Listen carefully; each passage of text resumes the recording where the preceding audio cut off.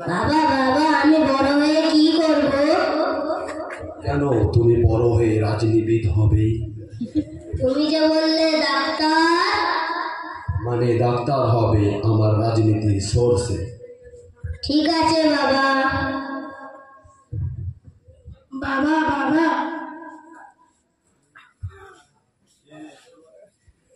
কি আমি বড় হয়ে কি হব? কেন, তুমি বড় হয়ে ডাক্তার হবে, বেশি বেশি টাকা ইনকাম করবে। কেন আমি সমাজের মানব সেবা করব না? হ্যাঁ, তুমি সমাজের মানব সেবা করবে, তার সাথে সাথে বেশি বেশি টাকা ইনকাম করবে। ঠিক আছে তাই যেন। আসসালামু আলাইকুম বাবা। ওয়ালাইকুম সালাম। আমি বড় হয়ে কি হব বাবা? কেন, তুমি বড় হয়ে ডাক্তার হবে। কিন্তু আমি তো কোরআনের হাফেজ বাবা। তাতে কোনো সমস্যা নেই। আমাদের গোটা বাংলা মিলে বর্ধমান জেলার মেমারি শহরে একটি প্রতিষ্ঠান রয়েছে, যেখানে শুধুমাত্র উচ্চ মেধাসম্পন্ন হিপস ছেলেদের দিনী শিক্ষার পাশাপাশি জেনারেল শিক্ষা দেওয়া হয়। কিন্তু এতে তো অনেক টাকার প্রয়োজন হবে বাবা। তা তুমি চিন্তা করো না, ওখানকার যে কারি সাহেব আছে, কারি শামসুদ্দিন সাহেব, এবং শিক্ষা বিভাগের প্রধান মুফতি তলিবুল্লাহ সাহেব, দারুল ইকামা সাহেব, মুফতি আসাদুল্লাহ সাহেব, এবং আমাদের সেক্রেটারি রয়েছে শহরে কান প্রিয় ইয়াসিন ভাই, অত্যন্ত দয়ালু মানুষ। ওদের সাথে আমি কথা বলে নেব, তুমি শুধু মন দিয়ে পড়াশোনাটা করো। ঠিক আছে বাবা। আসসালামু আলাইকুম। ইন্টারভিউ দিতে যাচ্ছি। আপনারা দেখবেন যে 3টে বড় ডাক্তার হয়েছিল, তারা এখন ইন্টারভিউর মাধ্যমেই তারা এখন সমাজে এস্টাবলিশ ডাক্তারে পরিণত হবে। দেখুন, আজকে আপনাদের জীবনের একটি বিশেষ দিন। আপনারা ছোটবেলা থেকে যে কঠোর পরিশ্রম করেছেন, আজ তার ফলাফলের দিন। অতএব আপনাদের কোশ্চেনের রুলসটা বলে দিই। আপনারা প্রত্যেকে আপনাদের 3টি করে কোশ্চেন করা হবে, যে সঠিক উত্তর দেবে তারাই চাকরি পাবে। তো ফার্স্ট সাহিদ, তোমার কোশ্চেন হলো মানুষের জরায়ু 3টি দশার নাম বলুন। মানুষের জরায়ু 3টি দশার নাম, স্যার খাও দাও ইয়াশ করো। ওকে, তো আপনার নেক্সট কোশ্চেন, মানুষ কোন কোষের দ্বারা রাত্রে দেখতে পায়? কি বলতে চান, কি বলতে চান? কোন প্ল্যানেটের দ্বারা মানুষ ভোট দেখে? পানি। যে আছে পরীক্ষাটিতে। ওকে, আপনার শেষ কোয়েশ্চেন, পানিতে কি উপাদান থাকে? স্যার কি বলছেন? কোন প্ল্যানেটের মানুষের পকেট মানি থাকে? ঠিক আছে, আপনি আসতে পারেন।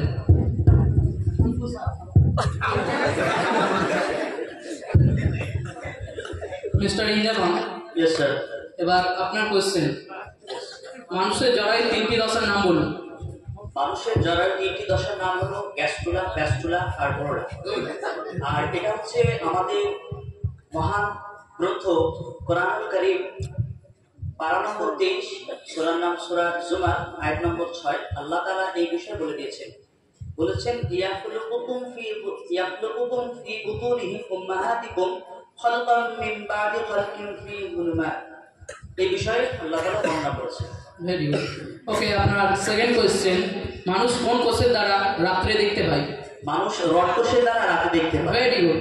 আপনার লাস্ট কোয়েশ্চেন, পানিতে কি উপাদান থাকে? পানিতে আপনার H2O উপাদান থাকে। ওকে, আপনি আসতে পারেন। Okay sir.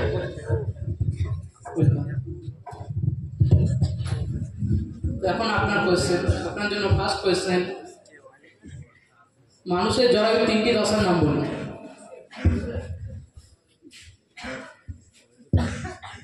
স্যার, মানুষের জরায়ুতে দুটি দশা, একটা হলো জীবন দশা আর একটা মরণ দশা। ওকে, তো আপনার জন্য সেকেন্ড কোয়েশ্চেন, কোন কোষের দ্বারা মানুষ রাত্রে দেখতে পায়? স্যার, মানুষ তো আজকাল যখন যায় কিছুই দেখতে পায় না। ভাই। ওকে, আপনার জন্য লাস্ট কোয়েশ্চেন, পানিতে কি উপাদান থাকে? স্যার, পানিতে তো অনেক কিছু কিছু থাকে, কোনটা চাই কোনটা বলবো আপনাকে? যেটা জানেন সেটাই বলুন। স্যার পানিতে তো মাছ, সাপ, ব্যাগ আর অনেক কিছু থাকে। আর শুনবেন নাকি? না না না, ওকে ওকে, অনেক শুনেছি। ঠিক আছে, আপনি আসতে পারেন। কম তো দেখুন, আপনার চাকরি কনফার্ম কিনা সেটা তো আমাদের থেকে ভালো আপনিই জানেন, যেহেতু আপনি সবগুলো উত্তর ভুল দিয়েছেন, তো আমরা তো আপনাকে চাকরিটা দিতে পারি না। স্যার এখন তো টাকায় সব কিছুই বলছি এই 10 লাখ টাকা নিয়ে আমায় টাকা দিয়ে দিন। স্যার আমার চাকরি কনফার্ম তো? হ্যাঁ অবশ্যই।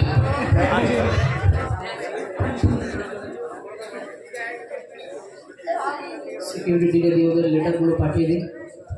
সিকিউরিটি, এই চিঠিগুলো এই অ্যাড্রেসে পৌঁছে দেন, ঠিক আছে?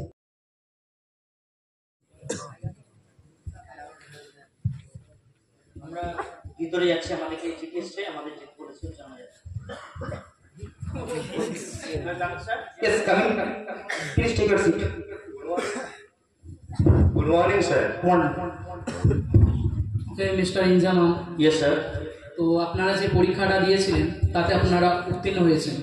তো আপনাদের কিছু একটা কথা বলতে চাই, যে দেখুন, যে আপনারা যে ডাক্তার হয়েছেন এটা মানুষের সমাজ সেবা করার জন্য। Yes sir. জীবনে কোনোদিন এরকম না হয় যে অর্থের অভাবে মানুষ বিনা চিকিৎসায় মারা যায়। আপনারা সর্বদা মানুষের পাশে থাকবেন। Okay okay sir. Mr. Injaman, এই যে আপনার certification. Okay sir, thank you sir. Thank you. খুব খুশি আজ আমি ডাক্তার হয়েছি। ঠিক আছে।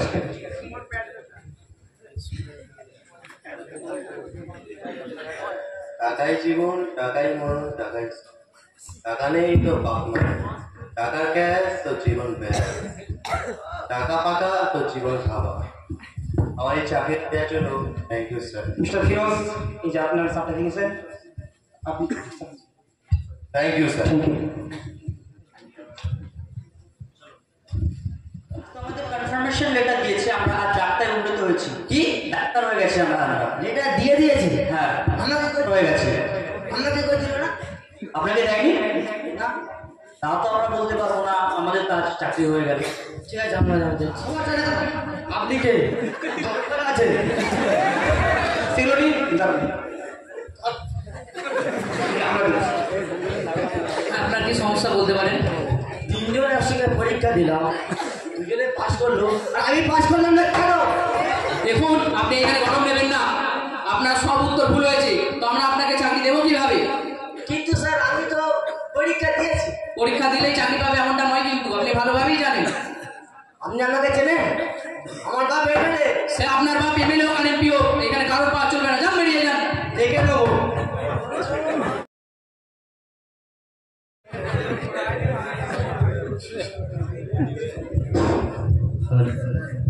আমি কি জানেন, আমি হলাম এই বর্তমান এলাকার এমএলএ।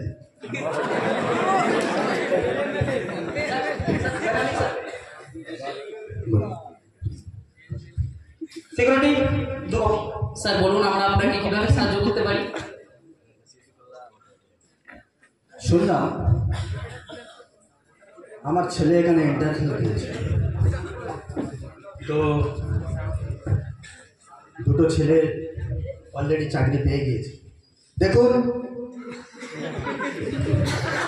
আমার মনের খুব আশা ও আকাঙ্ক্ষা যে আমার একমাত্র সন্তান, যে আমি একে ডাক্তার করব বড়। কিন্তু আমার ছেলে এক মিনিট।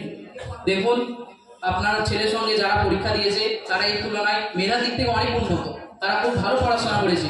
তো আমি একজনকে এইরকম একজন ছেলেকে কিভাবে চাকরি দিতে পারি? দেখুন, একটা ডাক্তার মানে একজন সৎ ডাক্তার একজন মানুষের জীবন বাঁচাতে পারে, আর একজন অসৎ ডাক্তার একজন মানুষের জীবন নিয়ে নিতে পারে। দেখুন, অত ভাষণ আমার শোনার সময় নেই, বুঝতে পেরেছেন? আর আমি আপনার অত কথা শুনতে চাই না। যাই হোক, আমি খুব ব্যস্ত মানুষ, আমার একটু কুয়েতে যেতে হবে, 12টা ফেলার আছে, ঠিক আছে? মোটামুটি যাই হোক, আমার এই ছেলেকে চাকরি দিতে হবে, নইলে আপনাদের চাকরি নিয়ে টানাটানি। স্যার ঠিক আছে, আমরা দেখছি, আপনি যান স্যার। মিস্টার মাসুদ আমি দাম দিচ্ছি। মিস্টার মাসুদ, এই যে আপনার সার্টিফিকেট, যান। Thank you.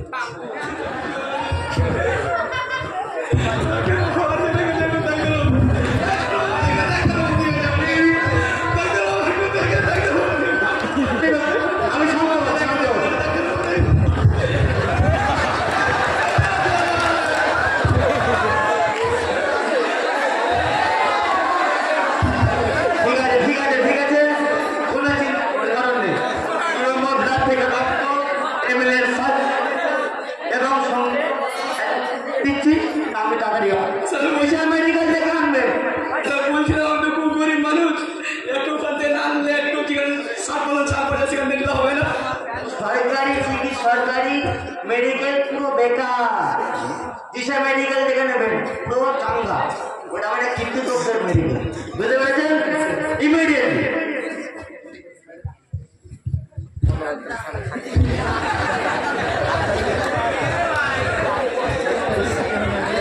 ডাক্তারি তো কাজ করতে সবই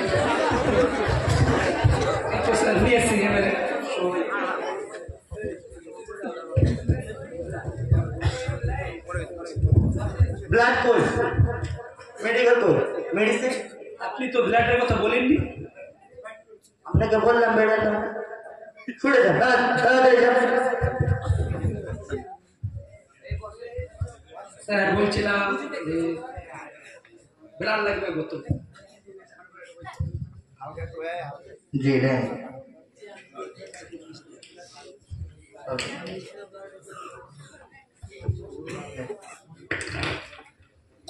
এই তো স্যার নিয়ে এসছি ওষুধ।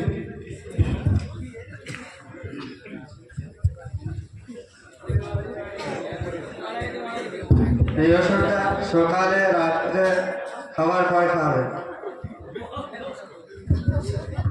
ঠিক আছে? আমরা ব্লাডটা আমি দিয়ে দিচ্ছি, অসুবিধা কিছু নয়।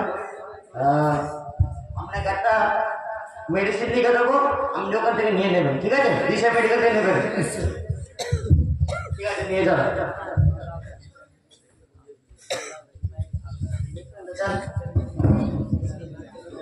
দিলে মারবে মারবে ওরাই গেছে কিছুটা ঢুকে না আমার ছেলেটা ঠিক তো হয়ে যাবে না? হ্যাঁ হয়ে যাবে, চলে যাবে। দিশা মেডিকেল থেকে নেবেন। শুনুন শুনুন, 20,000 টাকা দেন, 20,000 টাকা। 20,000 টাকা? আগে স্যার আপনাকে তো বললাম আমি খুব গরিব মানুষ, স্যার একটু কিছু করেন। কিছু করার না।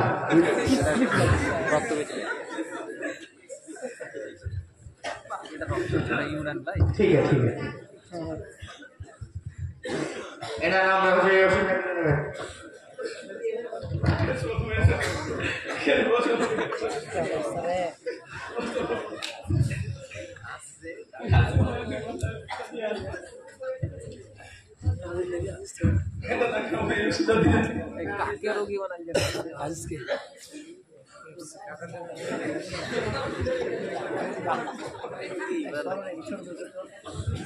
এটা কি লেখা আছে কিছু বোঝা যাচ্ছে না।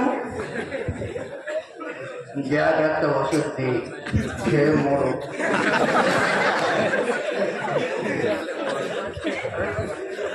1000 টাকা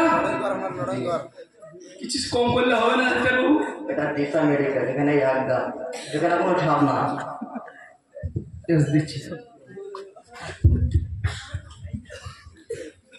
তাহলে আমি শুধু টাকা বলি, টাকা।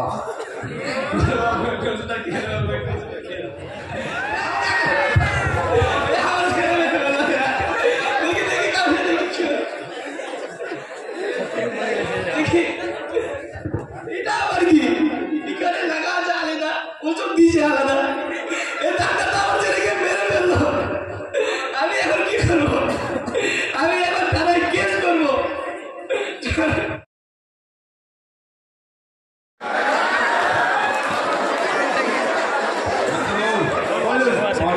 অপশন করতে হবে। কোনো ব্যাপার নয়, এটাকে নিয়ে যান। কেন মহিলা ডাক্তার নেই? না, মহিলা ডাক্তার নেই। মহিলা ডাক্তার ছাড়া আমাকে রিসিভ করবো না, অপশন করবো না। আপনার কটা মেয়ে? আমার 2টা মেয়ে। আপনার বাড়িতে ওটা মেয়ে ডাক্তার আছে? না, আপনার মেয়েগুলো নিয়ে আপনি কি করেছেন? আমার একটা মেয়ে মাধ্যমিক পড়ছিল, ভালো সম্বন্ধ হয়েছে, বিয়ে দিয়ে দিয়েছি। আর একটা মেয়ে উচ্চ মাধ্যমিক পড়ে বিয়ে দিয়ে দিয়েছি। তাহলে আপনার বাড়িতে কোনো মেয়ে ডাক্তার নেই, আপনার মেয়েগুলোকে আপনি ডাক্তার করাননি, তাহলে এখানে কিভাবে এসে বলছেন মেয়ে ডাক্তার লাগবে? শোনেন, আমার মেয়েরা যদি মেডিকেলে পড়ায়, ডাক্তারি পড়ায়, আমার মেয়েরা নষ্ট হয়ে যাবে, খারাপ হয়ে যাবে। নো নো নো, পুরো ভ্রান্ত কথা। হয়তো বাই চান্স যদি আপনার মেয়ে যদি চরিত্রহীন যদি হয়ে যায়, তাহলে আপনার মেয়ের কারণে অন্য 50টা মেয়ে সুরক্ষিত থাকে, সেটা আপনি জানেন? ঠিক আছে, আপনি রাখেন, আমার মেয়েকে অন্য যা হসপিটালে কোনো দরকার নেই, নিয়ে যান। রাখেন। কিন্তু মনে রাখবেন, আপনাদের মতো বাবাদের জন্য যারা নিজের মেয়েকে মেডিকেলে ভর্তি করান না, সেই কারণে সারা জীবন ছেলেদের দিয়ে আমাদের অপারেশন করাতে ঠিক হবে। আছে, আমি দেখে নেবো। থেকে পাশ করা একজন হাফেজ জীবনে সফলতা লাভ করেছে, ডাক্তার হয়েছে এবং মেমারি জামে ইসলামিয়া মাদিনাতুল উলুমের আদর্শে আদর্শিত এবং দীক্ষিত হয়ে সমাজ সেবা করছে সব একনিষ্ঠভাবে। দেখতে থাকুন ওকালামা।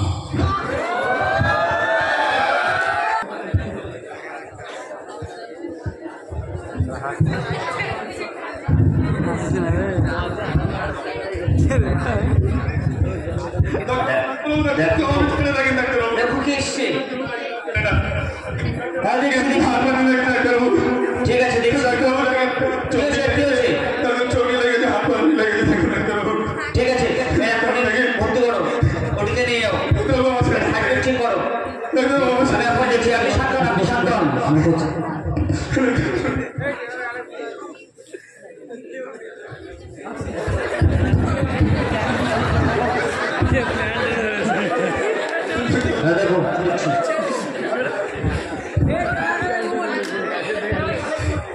দেখো স্যার চোখগুলো নীল হয়ে গেছে, জিবাটা সাদা দেখা যাচ্ছে স্যার। ওষুধ আমি এই রোগটা হয়েছে, জি স্যার। আমি এখন ওষুধ লিখে দিচ্ছি। ঠিক আছে।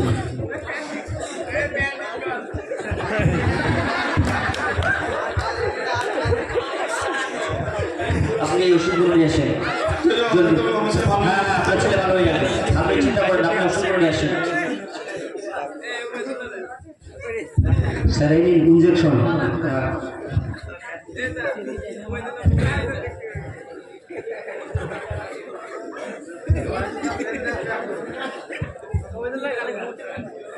শোনো, তুমি তো আমার কাছে নতুন এসছো, তুমি সকল সময় সর্বদা মানুষের সাথে ভালো ব্যবহার করবে। অবশ্যই স্যার, অবশ্যই। হ্যাঁ, এই ওষুধগুলো নিয়মিতভাবে খাওয়াবে। কি হয়েছিল আপনার ছেলে? আমার ডাক্তারবাবু আমার সাথে 2-3 ধরে কিছু খাননি, ওর কারণে হাত পা চোখ সঙ্গে ঠিক আছে, আপনি ওষুধগুলো নিয়মিতভাবে খাওয়াবেন, একবার মিস করবেন না, নাহলে আপনার ছেলে আবার এরকম অসুস্থ হয়ে পড়বে। আর একটু খেয়াল রাখবেন।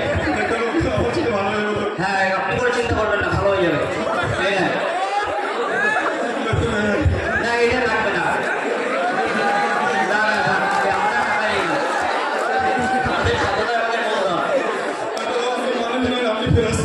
ঠিক আছে, শোনেন, আপনি এই টাকাগুলো দিয়ে আপনার ছেলের ভালো মন্দ ভালো ফল কিনে খাবেন। বিশেষ করে ফাস্টফুডের জিনিসগুলো খাবেন না, বিশেষ করে আমাদের মুস্তাকিমের দোকানের চপ খাবেন না, এমনকি বাজারে বৌদির চপের দোকান খাবেন না, অবস্থা হয়ে যাবে। খেয়াল রাখবেন।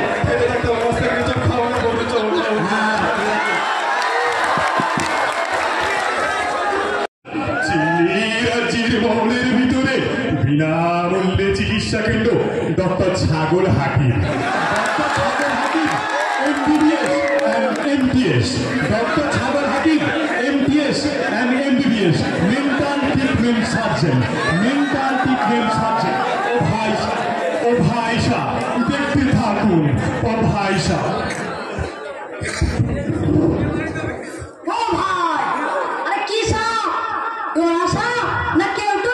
জোর সালা ফুসকা বেড়ানি কণ্ঠে।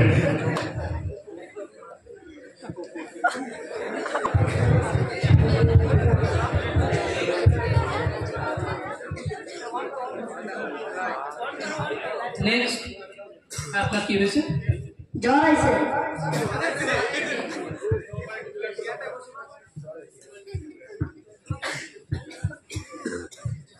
1000 টাকা বিল হয়েছে।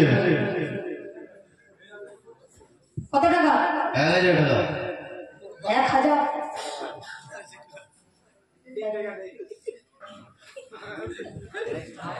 এতটুকু জলের জন্য 1000 টাকা? ডাক্তার না জল্লা?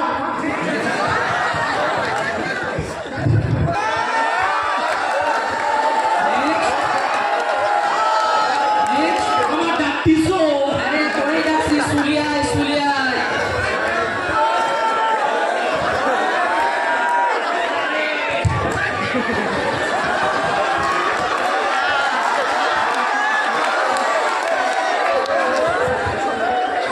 ওই বাইরে দেখলুম লেখা আছে, ওই হ্যান্ডেলের গায়ে একটা সাগর হাকি। হ্যান্ডেল কে? Handbill, handbill. ও হ্যান্ডবিল, আচ্ছা আচ্ছা আচ্ছা। তাহলে ডাক্তার নাম আমার সাগর হাকিম হয় না? আরে সাগর নাম ছোট নাম, বড় নামটা শোন। বড় সারোয়ার গোলাম লুকমান হাকিম, সংক্ষেপে ছাগল হাকিম। ওরে বাবা, ও স্যার আমার নাম কি জানো? বল, না বললে ওই জানবো। সারোয়ার গোলাম লুকমান হাকিম, সংক্ষেপে পাগল। পাগল এসেছে রে। বস বস বস। তুলে দাও, তুলে দাও। ওই কিসি গো?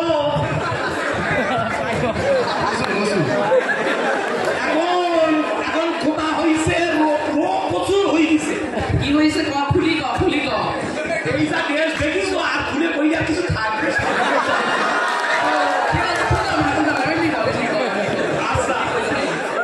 এখন আমার মাথা কনফিউজ হয়ে গেছে।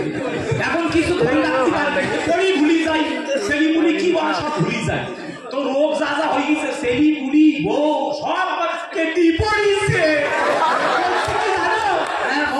বুড়ো তুই মূর্তি চলি যা, ওকে বৃদ্ধাশ্রমে রেখে আইব। ঠিক আছে, সমস্যা নেই, দেখি ডাক্তার দেখি আসি। এখন রোগ তো প্রচুরগুলো হয়ে গেছে, বুঝলেন?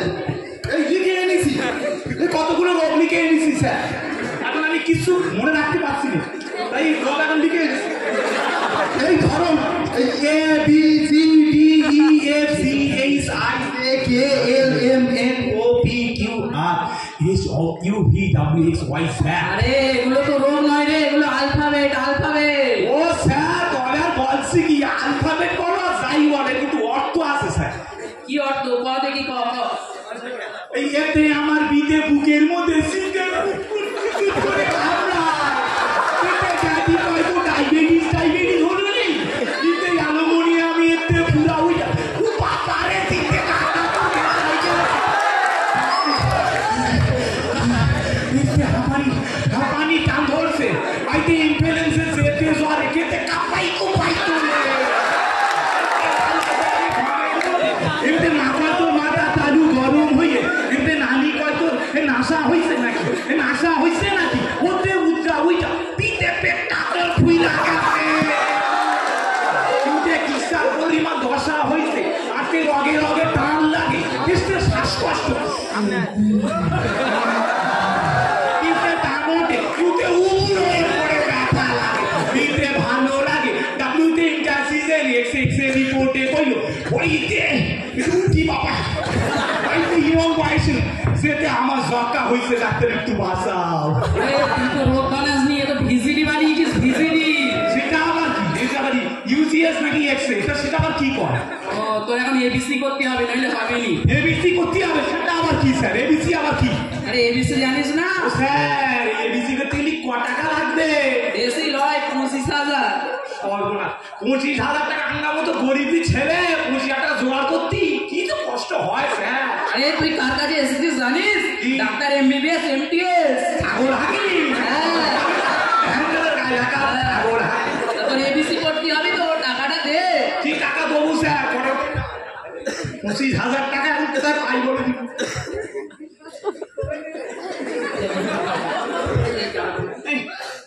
25,000 টাকা দিন স্যার, এইবার বলুন কি করতে হবে? ওই এতে এদিক ওদিক না তাকাইয়া বিধে ভদ্রলোকের মতো সিটের কাছে বলে।